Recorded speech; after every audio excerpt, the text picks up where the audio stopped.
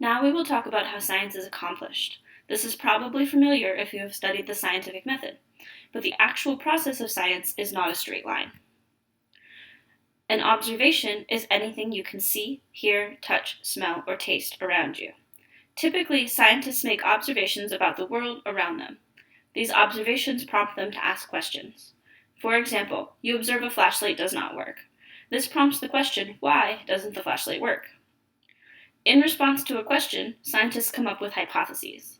These are proposed explanations or answers to the question.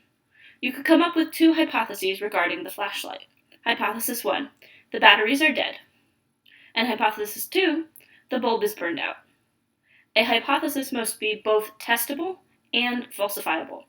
This means that you can test it and show that it is not true. A hypothesis cannot be proven true, only false. If we find evidence to support a hypothesis, we say that it supports the hypothesis, not proves. Next, we can perform an experiment, under controlled conditions. To test the first hypothesis, we could replace the batteries. If the flashlight still doesn't work, then this hypothesis has been falsified. Next, we test the second hypothesis by replacing the bulb. This supports the hypothesis that the bulb was burned out when the flashlight does indeed work again. But it does not prove it. Perhaps the bulb was just loose. That would have also been fixed by replacing the bulb.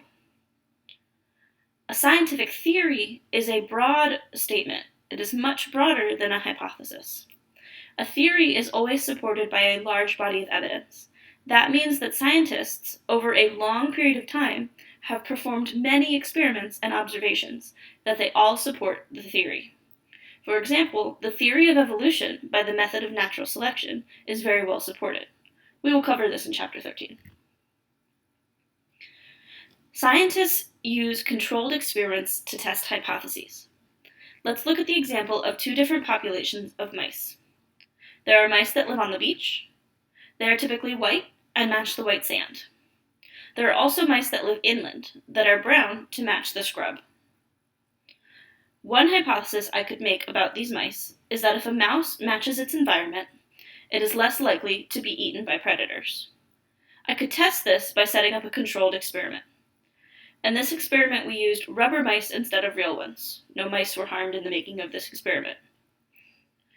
Then we measured the number of attack marks on each of the rubber mice. On the beach, the brown mice were attacked 5 times, and the white mice only twice. Inland, the white mice were attacked 16 times, while the brown mice were only attacked 5. In both places, the mouse that matched the environment was attacked less often. This supports my hypothesis that if your fur color matches the environment you live in, you will be less likely to be attacked. When we make a controlled experiment, we are manipulating variables. The independent variable is the variable that is changed by the experimenter. In this case, it is whether the mouse was brown or white. This is usually along the x-axis of the graph. The dependent variable is the result that is measured by the scientist. In this case, it is the number of attacks. The dependent variable is named this way because it depends on the independent variable. The number of attacks depends on the mouse's color, if it matches its background or not. The dependent variable is typically found on the y-axis of a graph. But a controlled experiment is not the only way to collect data. Sometimes an observational experiment is a better choice. Let's consider the hypothesis that smoking is detrimental to your health. We could design either an experimental or an observational study to examine this hypothesis.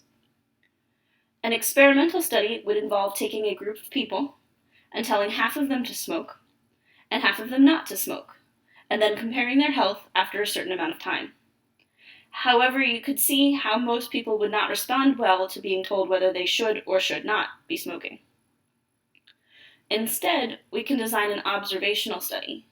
We would choose people who are about the same age and use the same lifestyle, except that some smoke and some do not.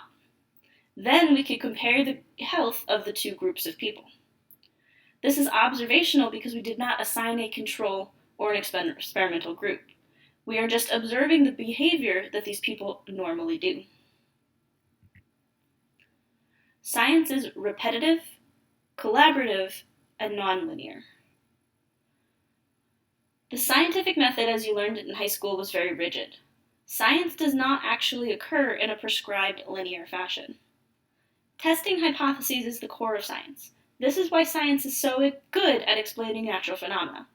The way we test hypotheses are influenced by our observation, our social need, and our collaboration with other scientists. When we perform experiments, we make new observations through exploration and discovery. These new observations may even cause us to reevaluate and adjust our hypotheses and experiments. Some science is used to solve social problems. For example, cancer is a human problem, so the scientific community has spent a lot of effort and money researching cures for cancer. Science also requires communication with other scientists.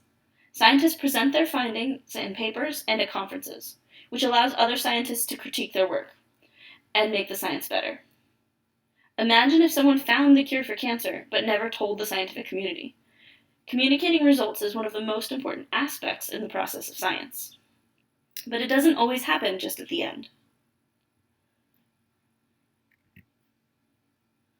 Technology is when scientific knowledge is applied to society with a specific purpose. It is usually used to solve some sort of problem. The discovery of the structure of DNA helped us to understand the molecule and how it works in the body. We have since then used biotechnology to develop genetically modified organisms that save money for agriculture. In medicine, we can create drugs like insulin for diabetics through gene cloning, and we can even alter human genes for targeted drug therapies.